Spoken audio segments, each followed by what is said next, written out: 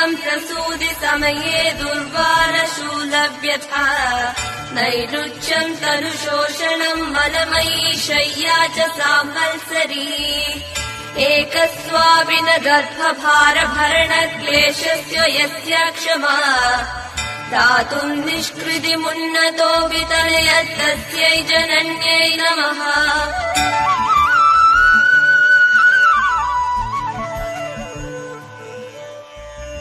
गुरुकुलमुपसृत्य स्वप्नकाले तु दृष्ट्वा यदि समुचितवेषम् प्रारुतो मां त्वमुच्चैः गुरुकुलमथ सर्वम् प्रारुदत्ते समक्षम् सपति चरणयोस्ते मातुरस्तु प्रणामः।